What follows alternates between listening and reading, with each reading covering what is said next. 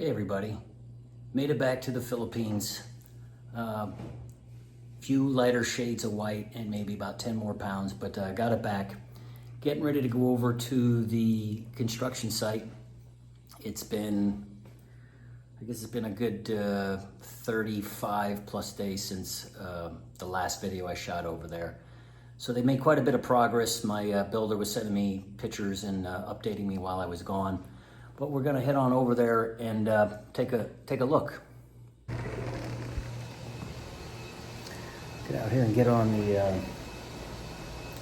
hog, my little scooter hog, which I missed while I was gone.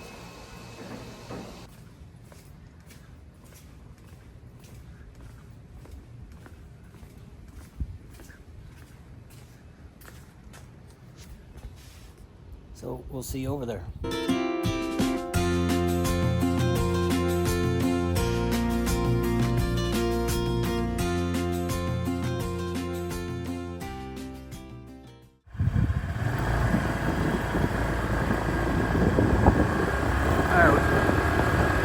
Rolling into the subdivision. Let's go up here. I wanted to take a look at one of the other houses that's being built.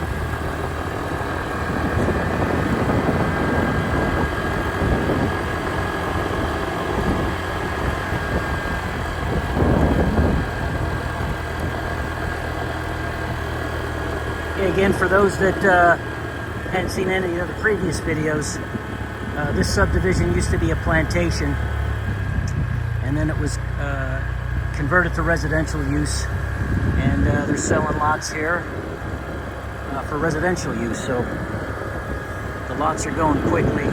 That's the clubhouse over there.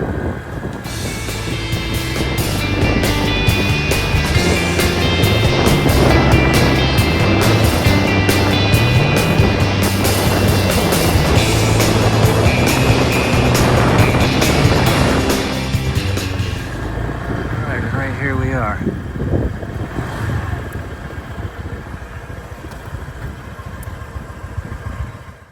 So here I am at the front of the house. We'll start at the front and we'll walk through. Again, those that have watched a few other videos may hear me repeating myself, but for the benefit of anybody who hasn't been around or hasn't previously viewed any of the videos. So this is the front porch area here. You can see they're still working on the beams to put the roof trusses on, and you can see the level 1 force protection security measures they have in place here to keep unwanted people out. But they started to have one of their workers stay overnight. I think he might still be sleeping. It's 9:30. He is using the pantry as his living quarters. So we will not go in the pantry. I don't want to bother him. So again, this is the front porch. This will be the front door entrance. It's the little entryway. And I'm not going to try to defeat their security measures here, but there'll be a window here. And again, once they get all of the dirt out of here, the sand and the gravel, most of it, then they are going to put the septic tank, septic system right in here. Let me walk around here.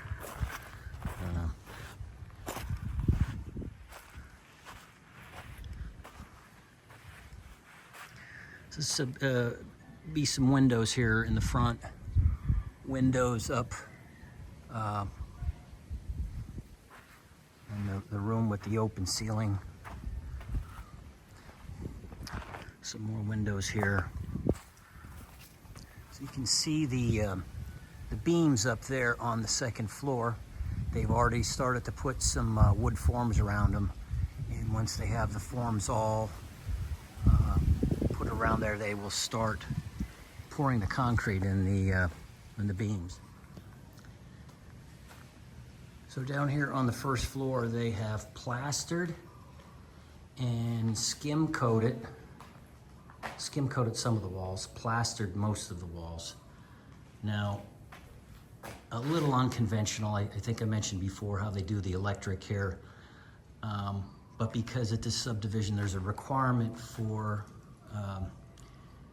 the workers to have what's called an NBI clearance, the National Bureau of Investigation, which is their version of the FBI. But everybody that works on this subdivision has to have an NBI clearance, which takes a few weeks or a month, a little bit more than a month. So the electricians weren't cleared, so the builder decided, so we didn't waste any time, to plaster and skim coat the walls. So what's going to happen then, well, I'll explain that in a little bit. We'll just give an overview here again. So the stairs, I mentioned in one of the other videos that we are probably going to put a wall here and then use under the stairs as storage. It'd be interested to hear your comments. Anybody has any other comments? The original plan was to put the TV here, have this wall finished, and have the TV with a little small entertainment center there, and have the TV sit on the wall underneath the steps. But we're leaning towards putting a wall here and then mounting the TV on the wall, and then the back side, a door leading in, and use that for storage. So this is the living room that I'm in now, which again has the high ceilings, windows up there, front door, stairwell. And I mentioned we're going to put a wall here. It won't really be a wall, it'll be a shelving unit that's going to come down and cover this whole area here, and there'll be shelves on this side to put stuff on, and then shelves on the other side facing the dining room that like kitchen decor and stuff can be put on those shelves. It's a big sliding glass door here. Kitchen table will go here. That is the bar nook. This is the entry into the garage. And then this will be a closet and a hallway here. This will be the ground floor bathroom or comfort room. This will be the laundry room, washer, dryer, ironing area. And then this will be the maid's quarters, which is small, but it's pretty typical for houses here in the Philippines to have a very small maid's quarters. Big enough to put like a single bed right here. Was thinking of maybe having it elevated sort of like a bunk bed, and then be able to use the underneath here for shelves, and then maybe some shelves here, and then the full bathroom and the maid's quarters.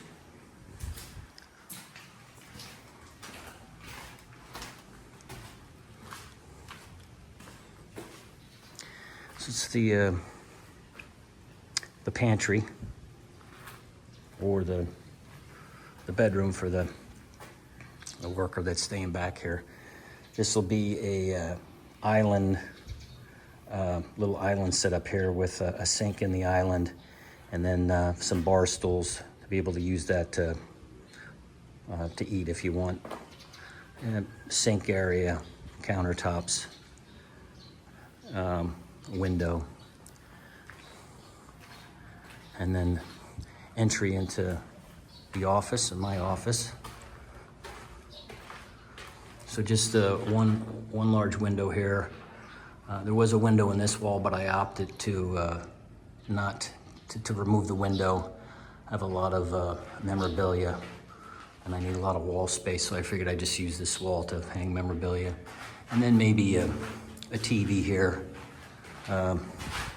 little desk here, and then maybe a sofa or love seat right here. And this could double as a TV room. This is sliding glass doors that lead to the outdoor living area. So this will be walled off. There'll be a roof over top of this that'll cover the entire outdoor living area.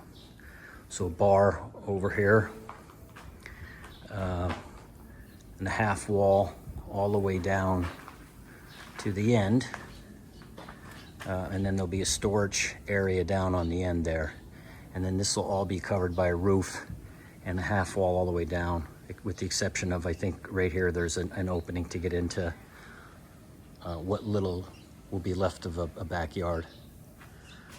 It's outdoor bathroom, half bath.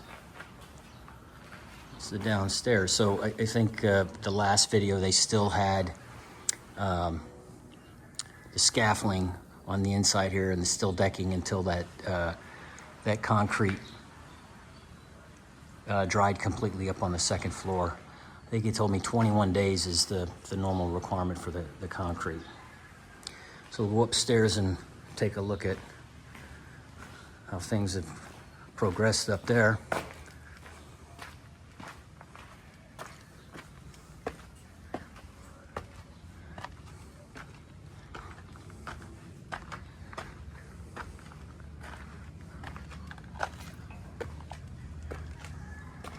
You come up to the top of the steps.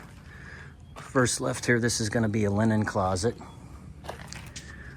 First right will be the spare bedroom with a walk-in closet, bed, full bath there. The next left leads into the master bedroom. So as you walk in, this is the master bedroom here. Pretty roomy master bedroom. You come through here, and this is a walk-in closet. And yes, I know what you're thinking. It is a huge walk-in closet, and yes, it is. We could have made this into its own room, but nonetheless, it is a walk-in closet. And then this will be the master bath. So, my memory serves me correctly, there'll be a bathtub over there. I think this is the sink, shower, and maybe the toilet, or vice versa.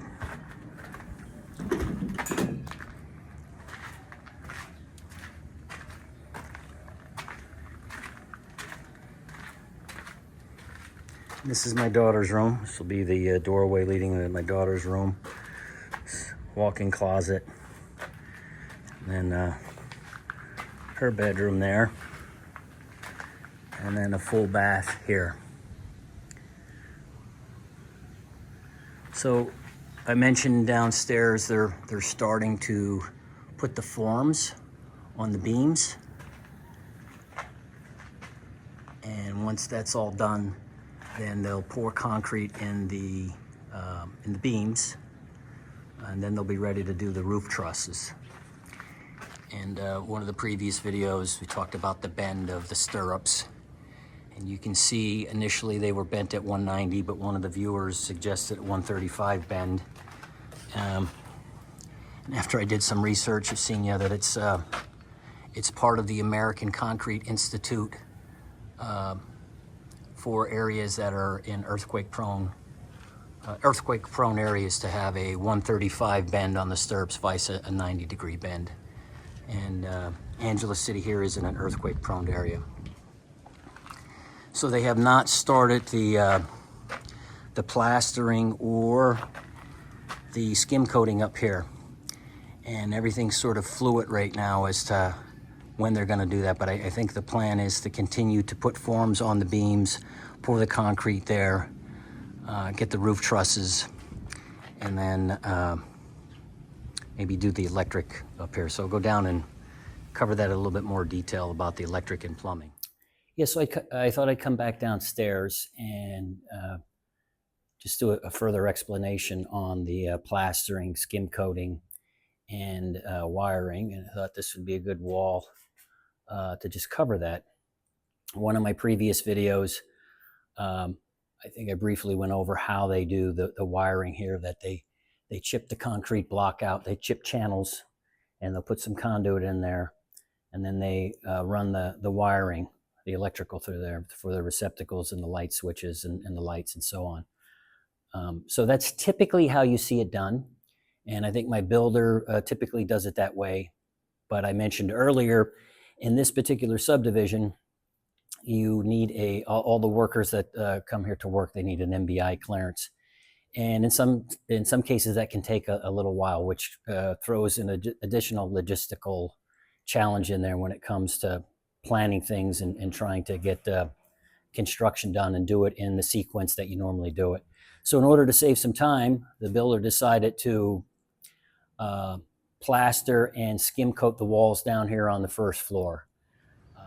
So once the channels are chipped into the wall and they place the conduit in there, they will replaster it and skim coat it and smooth it all out. So the runs will come from the ceiling. So electric and where there's plumbing, I believe the plumbing is gonna be up in the ceiling as well, I think so.